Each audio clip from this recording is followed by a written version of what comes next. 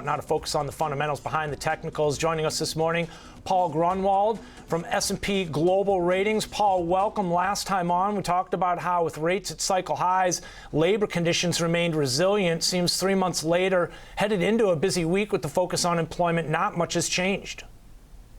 Yeah, hi, it's good to be back. Well, we're kind of in that wash, rinse, and repeat mode, right? For several quarters, we've been updating our forecasts and making the same observation that the labor market has been surprisingly resilient. I think in terms of direction, it's going in the right way, which is a bit softer. So we see the vacancies come off, we see the quit rate come off, we see payrolls kind of trending down a bit. We've got some more data coming out this week, but so far it looks like this, kind of desired soft landing scenario is still in play, that the Fed can land the economy, get inflation back to 2, and maybe not do too much damage to the labor market. Yeah, we've been arguing in many ways a best case scenario for the Fed and for the bulls in many ways. Last time on, we talked a bit about the likelihood of a Fed pause, right? Back in June, a shift from the ultra aggressive stance from the FOMC. And we talked about real rates. I'm curious, what's changed since June with the 10-year at 4.7, the 2-year at 5%, and the Fed currently a bit reluctant still to go further?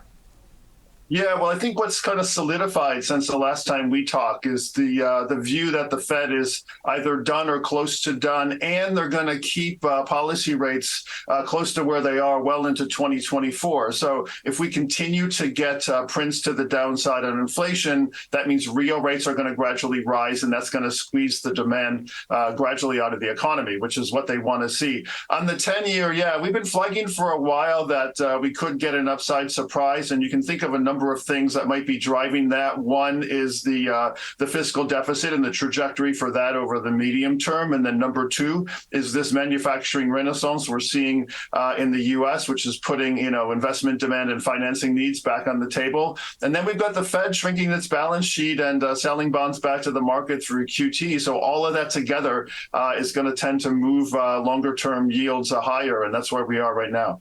Paul, let's shift our focus away from the Fed a little bit and over to the BOJ. A lot of attention on Japan this week. I saw in your notes you mentioned how rising underlying inflation, wage growth, and global interest rates have raised expectations in financial markets. We'll see some sort of normalization of monetary policy, yet specifics from the BOJ have been few and far between.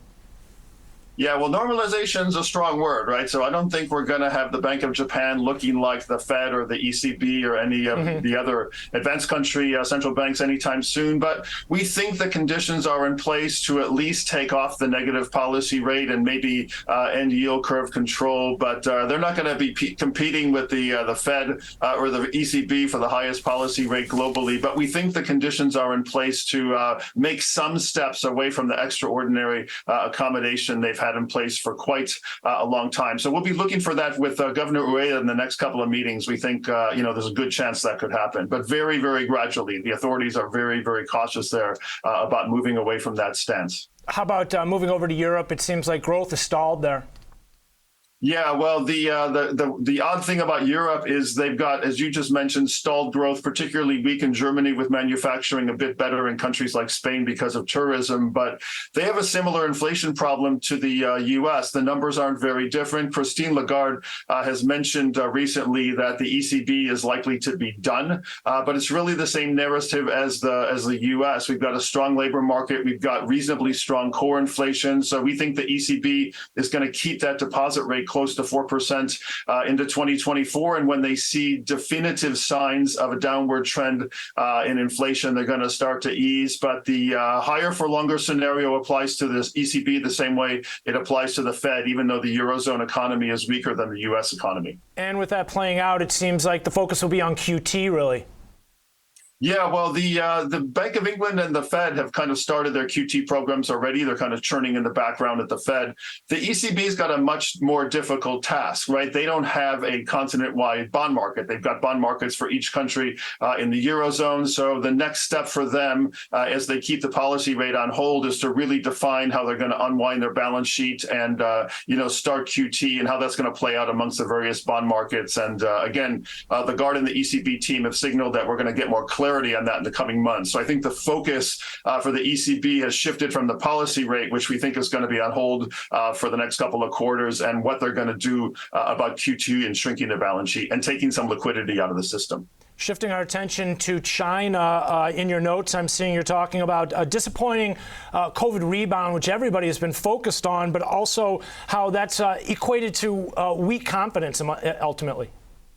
Yeah, it's really a housing sector story and a real estate story. So we know that that's the most important driver of Chinese growth, and it's the number one item on most households' balance sheet. But the property developers, as we know, some of them have gotten into financial trouble, and it's not just their balance sheets, their land demand and the land sales from the local government fees local government revenues, and that provides a lot of services. And then we've got confidence in the household. So this kind of ecosystem around the developers, the local governments and the households is under stress right now. The government's trying to ease some of the restrictions on housing purchases. The state banks are trying to lower rates and extend maturities to some of the developers. The Chinese authorities have a reasonably serious problem on their hand with this. They have a great track record of avoiding sharp downturns, so we'll see how they get through this one. Looks like the numbers might be getting a little bit better sequentially with the PMIs, but we have a long way to go until we exit this particular scenario with them. Paul, we've been, started off the conversation talking and discussing really a best case scenario for the Fed in terms of what's been playing out, and the bulls, as I mentioned, a win in many instances, considering the run-up we've seen in rates. If we were to see labor conditions start to weaken, would that bring some of the strength we've seen and resiliency we've seen in stocks and a bit more of a kind of a level-headed approach towards what we could look for into the fourth quarter and into next year from the bulls? Ultimately, what could derail some of this momentum and strength we've seen as of recent? Should we look to labor conditions for that? Well, you put your finger on it. It's really about the labor market. So this entire soft landing scenario is really predicated on a continued strong labor market. Again, as we started out a few minutes ago, there's been surprising resilience in the labor market. So that's going to allow the Fed to keep rates higher for longer and kind of gently squeeze the demand out of the economy. If the labor market starts to go south quickly, if we really see a big drop in the employment numbers and the unemployment rate starts to shoot up, that's the signal that we're going into a harder landing rather than a softer landing. But again, for several quarters in a row, we continue to see resilience, but that is the one sector to watch to see if we're going to get the soft landing scenario or a harder one. Paul, lastly, I wanted to get a quick thought here. Crude oil obviously factors into all of this, the recent run-up that we've seen in energy prices in general. I mean, whether you're talking the U.S., Europe, ultimately as we head into the winter, a major focal point. If that continues, I'd imagine that has potential to derail some of the strength we've seen as well. Yeah, I was listening to your previous guest. I think we have a slightly different view. I think the view of OPEC is 80 to 90 per barrel is kind of the sweet spot, and that's the zone they want to be in. Of course, if you're a seller, you want the price to be as high as possible, but you want to watch the demand in the countries that you're selling to. So if you raise the price too high, you're going to squeeze demand and ultimately damage yourself. So we think that 80 to 90 zone is what they're going for. They've kind of overshot that a bit, and we've seen some signs pointing that they might be going back into that range. But if you look at regions, the U.S. is in pretty good shape in terms of its energy balance. You guys mentioned China and Asia, they're net energy importers. And for Europe and Germany in particular, we've got another winter coming. We managed to get through last year with some redirected gas supplies from the U.S. and oil supplies from Africa, and we'll see if we can do a repeat in the winter of 23-24. But that's what we're watching in the energy space. Definitely, we've been watching how ultimately higher prices beget higher production, right, and added supplies, and we've seen that play out, especially here in the U.S. Definitely one of the trends that oftentimes plays out, and it seems to be again this time around. Paul, appreciate you joining us and sharing part of your Tuesday morning with us. Ladies and gentlemen, Paul Gruenwald, Global Chief Economist at S&P Global Ratings.